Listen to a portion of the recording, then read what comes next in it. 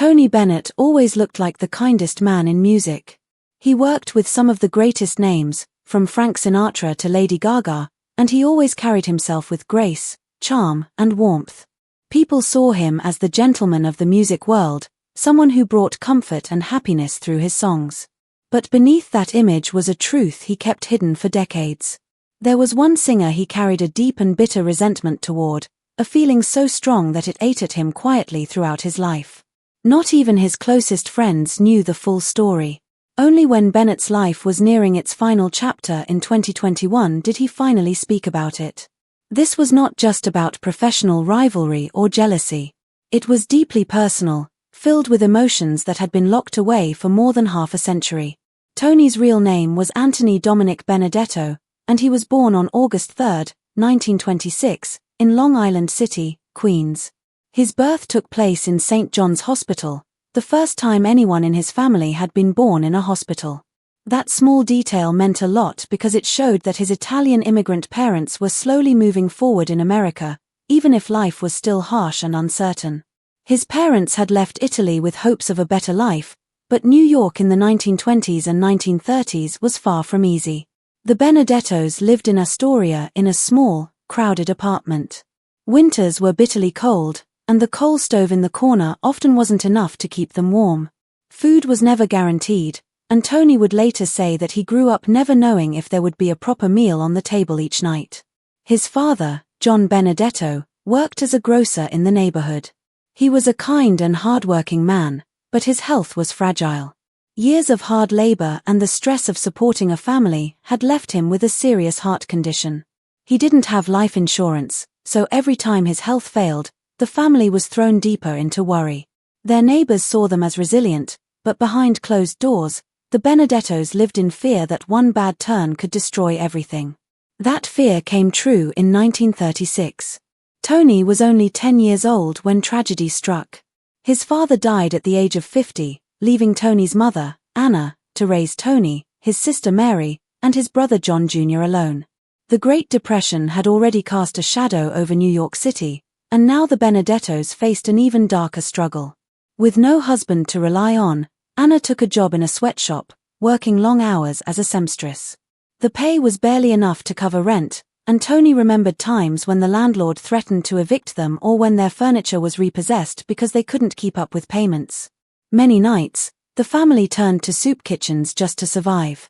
Losing his father at such a young age left Tony with a deep sense of compassion and humility. He never forgot what it felt like to be poor, and that empathy shaped the way he treated people for the rest of his life. But 1936 also brought him a moment that showed how extraordinary his gift was.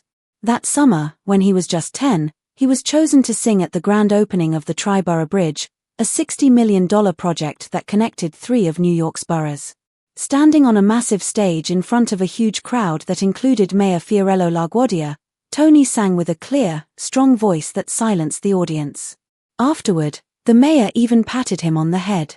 For Tony, it was proof that his voice could carry him out of the struggles of his daily life. By the age of 13, Tony was already helping support his family. He became a singing waiter in Italian restaurants around Queens and Long Island City. Dressed in a worn white jacket, he would serve pasta and pizza to the customers, then step up to sing for them. His voice, smooth and controlled even at that age, caught everyone's attention. To most, he was just a talented neighborhood kid, but for Tony, every note he sang was helping to put bread and milk on his family's table. He would later say he learned more about people and about music from those restaurant nights than from anywhere else. The experience gave him his natural conversational style, one that made audiences feel like he was singing directly to them. Tony also had another side to his creativity. He loved art, and he was accepted into the School of Industrial Art in Manhattan, where young artists studied painting and design. Even before that, at Public School 41, he was known as the class caricaturist, always sketching his classmates and teachers. At the art school, he dreamed of becoming a commercial artist. The creative atmosphere in Manhattan shaped him, and later in life, he credited those early years with influencing his music as well as his painting. But dreams could not pay the bills. At 16, Tony dropped out of school to help his struggling family. He worked as a copy boy for the Associated Press, then as a grocery clerk, and even as an elevator operator. The jobs paid little, but every dollar mattered. Still, he never gave up on music. He performed at amateur nights in clubs and theaters around New York, holding on to his passion even when life was difficult. In 1944, at the age of 18, Tony was drafted into the United States Army. He served with the 63rd Infantry Division in the final stages of World War II, fighting in both France and Germany. The war was brutal, and Tony experienced combat firsthand. He survived the freezing nights of the Battle of the Bulge, where nearly 19,000 American soldiers were killed. He saw villages destroyed and friends lose their lives. Those memories never left him.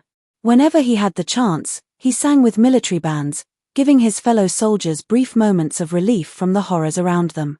Those years made him a lifelong advocate for peace and compassion. After the war, Tony returned to New York and used the GI Bill to study music. He enrolled at the American Theatre Wing School, where he trained under the respected vocal coach Mimi Spear. She gave him advice that changed his career forever. She told him not to copy singers, but to learn from instrumentalists. Tony took her words seriously. Inspired by jazz musicians like Art Tatum and Billie Holiday, he developed a style that was uniquely his own, smooth, expressive, and deeply emotional. By 1949, Tony was performing in the smoky clubs of Greenwich Village. At the time, he was performing under the name Joe Barry and struggling to make a name for himself. One night, fate changed his path forever. Pearl Bailey, already a star, walked into one of the clubs and listened closely as he sang. Something about his phrasing and his raw emotion stopped her. She was so impressed that she invited him to open her show. It was an act of generosity that opened doors for him, because Bailey didn't just share her stage, she introduced him to powerful connections in the entertainment world. That same year, another twist of fate arrived. Bob Hope, one of America's most famous entertainers, came to hear Tony perform. Tony poured everything into his performance, not knowing Hope was in the audience. After the show, Hope came backstage and told him, "You have something very special.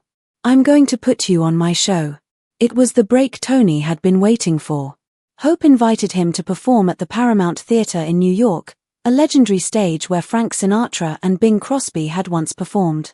Before the Paramount debut, Bob Hope suggested one change. He told Tony that Joe Barry wouldn't work, and that his real name, Anthony Benedetto, was too long for a marquee. On the spot, he suggested Tony Bennett. That name would soon become famous worldwide, and Bennett would always say he owed it to Bob Hope. The Paramount shows in 1949 were a turning point. Thousands of fans packed the theater, and Tony quickly learned how to control the stage, how to pace himself, and how to command the room. His name spread across the country, and record companies took notice. In 1950, Columbia Records signed him, placing him alongside the biggest stars in the business. Under producer Mitch Miller, Tony developed his signature style, focused not just on melody, but on pure emotion. In 1951, Tony's first big hit arrived with Because of You. Released in April, it slowly climbed the charts until, by July, it hit number 1. It stayed at the top for 10 weeks, selling over 1 million copies and earning Tony a gold disc. The success turned him into a household name almost overnight. Fans connected with the sincerity in his voice, and critics credited him with reviving the traditional pop ballad. That same year, Tony showed his versatility by recording a version of Hank Williams' Cold, Cold Heart. At the time, it was almost unheard of for a New York pop singer to cover a country song, but Tony's version struck gold. It held the number 1 spot for 6 weeks and sold over 1 million copies. Even Hank Williams himself praised it, saying Tony had introduced his music to people who had never heard country before. By now, Tony Bennett had arrived. He was no longer the struggling boy from Queens or the singing waiter putting food on the table. He was a star. But behind the fame, behind the warmth he always showed the public, was a hidden wound. There was one singer he could never forgive, one person who haunted him quietly for more than 50 years. It wasn't about chart positions or record sales. It was something much deeper, something personal, and it was a truth Tony would keep locked inside until the final years of his life. Tony Bennett's career was a story of music, struggle, survival, and timeless success. He began with a voice that touched people everywhere and soon became one of America's greatest singers. In 1953, he recorded Rags to Riches, the song that lifted him into stardom. It captured the feeling of post-war America, full of hope and dreams, and stayed at number 1 for 8 weeks. It sold over 2 million copies and later became famous again when used in movies like Goodfellas and The Godfather. Fans loved it so much that even decades later it remained his most requested song. By the mid-1960s, he had placed 24 singles in the top 40, with hits like Blue Velvet, Just in Time, and Stranger in Paradise. Even when the Beatles were taking over the world in 1964, Bennett's When Joanna Loved Me still climbed the charts, showing that his style could survive changing times. He said his success came from one simple truth: he sang songs that people remembered. Bennett wasn't afraid to take risks. When he began working with jazz legends like Count Basie and Stan Getz, he broke away from the polished pop sound that had made him famous. At first, Getz didn't want to play with a pop singer, but after hearing Bennett improvise during rehearsal, he changed his mind. The collaboration shocked critics who didn't believe a smooth vocalist could fit with hard jazz, but Bennett proved them wrong. He sang with Art Blakey's Jazz Messengers and created groundbreaking music. Jazz great Bobby Hackett once said Bennett was the only pop singer who could swing like an instrument. In 1957, Bennett released The Beat of My Heart, an album filled with experimental jazz drumming from legends like Art Blakey and Chico Hamilton. Columbia Records had warned him not to take the risk, but he wanted freedom. Though it sold only 50,000 copies in its first year, its influence was massive. On one track, Bennett even scat sang with the band, something unusual for singers of that era. Frank Sinatra later said the album taught him how to swing. A year later, Bennett teamed with Count Basie for Basie Swings, Bennett Sings. At first Basie thought Bennett's style was too soft for his powerful band, but one night in Birdland, Bennett stunned the crowd by performing Pennies from Heaven with such force that Basie was convinced. The album was recorded in just 3 days with a 16-piece band and became a huge success, selling over 250,000 copies. Tapes later revealed Bennett had rewritten many vocal arrangements on the spot, inventing melodies as he sang. Basie admitted it was the only album where he felt a singer was truly part of his orchestra.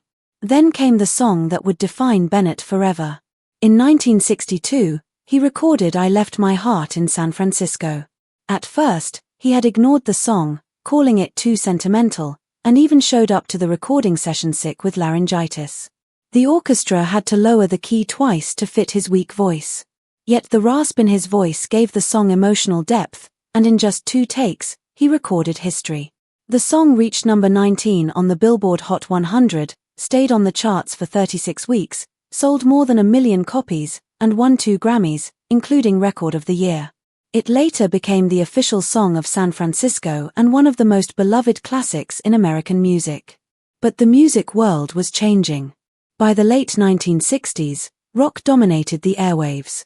Columbia Records pushed Bennett to adapt, and in 1970 he recorded Tony Sings the Great Hits of Today with Beatles covers and a psychedelic cover image. He hated it so much he said he felt physically ill just recording the songs. Rock fans ignored it, his loyal fans disliked it, and his career suffered. Around the same time, his personal life was falling apart. He had married Patricia Beach in 1952, and they had 2 sons, Danny and Day. But constant touring strained the marriage, and by 1965 they separated. In 1969, Patricia filed for divorce, citing his affair with actress Sandra Grant. In 1971, Bennett married Sandra, but fans were shocked by how quickly it happened. Things worsened in the 1970s.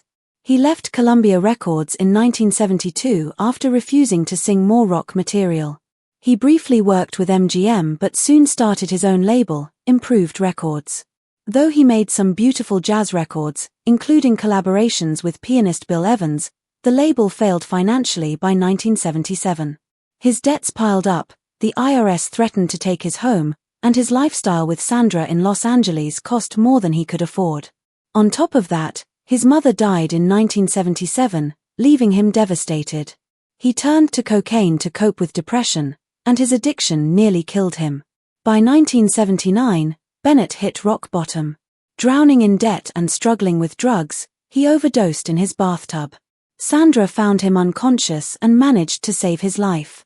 Bennett later said he saw a golden light in that moment, which felt like divine intervention, giving him a second chance.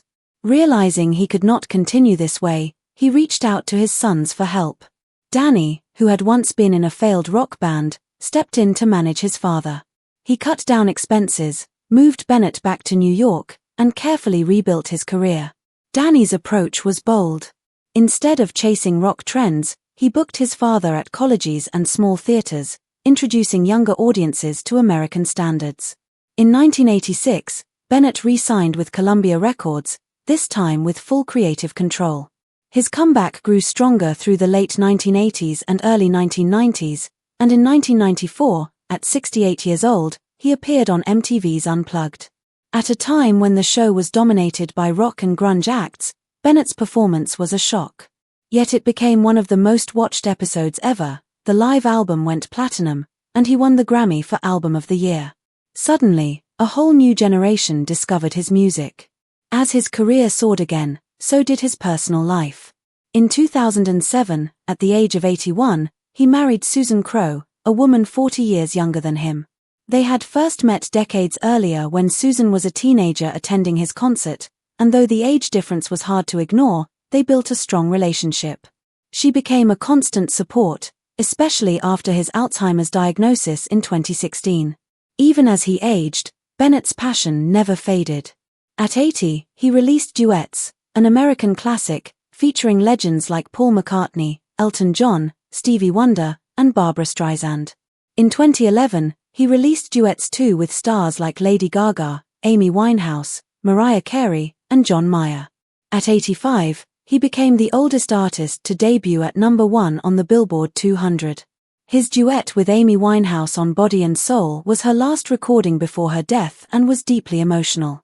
In 2014, Bennett teamed up with Lady Gaga again for Cheek to Cheek. At 88, he earned another #1 album, proving that jazz standards were still alive in modern times.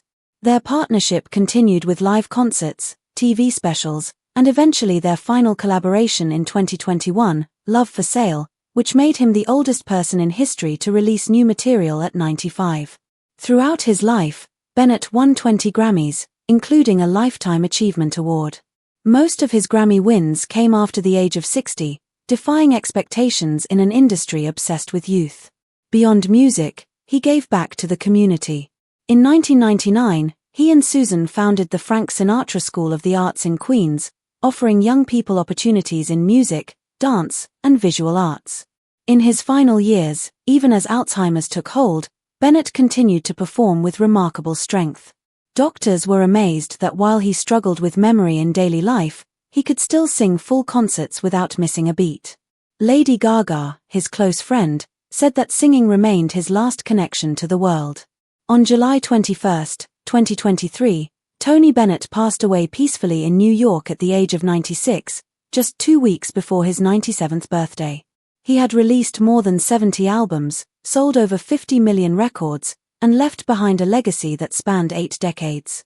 From his early days as a singing waiter to his final standing ovations, his life was proof that music could endure through every hardship. He was remembered not just for his golden voice but for his resilience, his heart, and his ability to connect with every generation.